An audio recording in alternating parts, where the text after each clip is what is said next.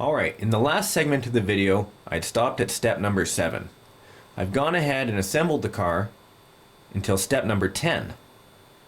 I wanted to show you guys, how easy it is to put one of these vehicles together, even with optional hop-up parts. Now, we had built these control arms. This is the top arm and the bottom arm for the rear side here, where this would have gone on top and had a hinge point. Instead, I've gone ahead and used these Racing parts made of aluminum. The reason I went with aluminum is they're fairly lightweight and really rigid. Now there's an upside and a downside to that. These are made of plastic and they actually have a little bit of give before they snap. Aluminum parts, when they hit the wall, they're going to bend, but they bend permanently, right? They don't come back like the plastic will. So make sure to carry these with you if you have an important race. But for the time being, they look good. They're going to give me what I'm looking for, especially when I'm coming out of those really fast corners. Okay, so I've put the drivetrain together for you to see. If you guys are following along, this is fairly stock anyway. So you can see output drive shaft, washer, dog bone, washer, drive shaft, and a bearing. This is a 2-degree knuckle from Racing. Stock one's plastic, looks a little bit different, but not too bad. You'll recognize it. Make sure to put grease in the end of each output drive shaft before it slides into the back differential. Then the washer goes in place. When the washer is in place, you can put the dog bone in. I'll just get the light in there so you can see. Dog bone. Again, output drive shaft would go on the outside of that. You want to have the bearing inside the knuckle. Right through the shaft like that. Fairly straightforward. These here are the pins that come with the Racing kit. You notice they have C-clip divots on the end. Make sure to line these up properly.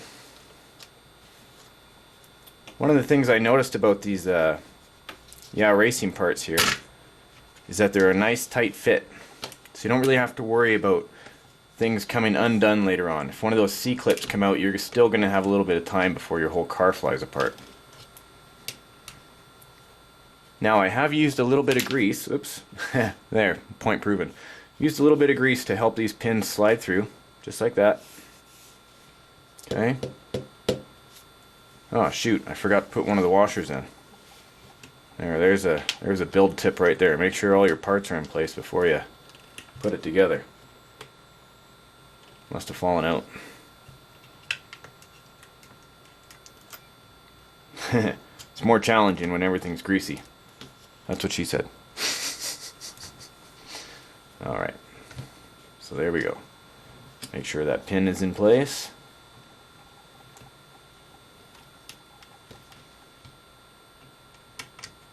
Just like that. There. Now don't be worried that they stay up like that. That's because of the rubber washers. But when your shocks are on there, it'll be constantly pushing down. So, a couple of C-clips on the end, and we're ready to move on to the front of the vehicle. Okay, so building the front of the TT01R is just as easy as doing the steps we've just completed. You can see here that I've opted to go with the Racing upgraded parts for the front as well.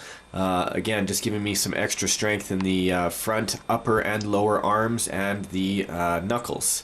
This is my first time I've put them together, so it should be fairly straightforward, give you guys an idea of what it's like. Also, the front differential gear.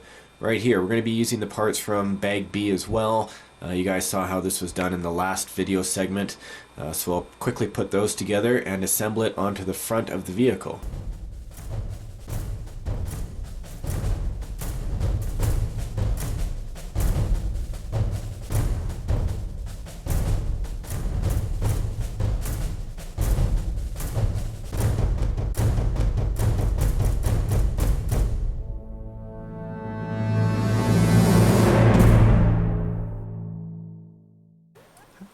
I just thought I'd take a quick moment to show you guys what the racing arms look like for the front when they're not already installed. These of course are the knuckles. Had a good photo of them earlier on. Same with these guys. So, you know, it's basically top arm, bottom arm, just like that. And I'm going to be installing them now, but I thought you'd want to see what they were like before they're installed.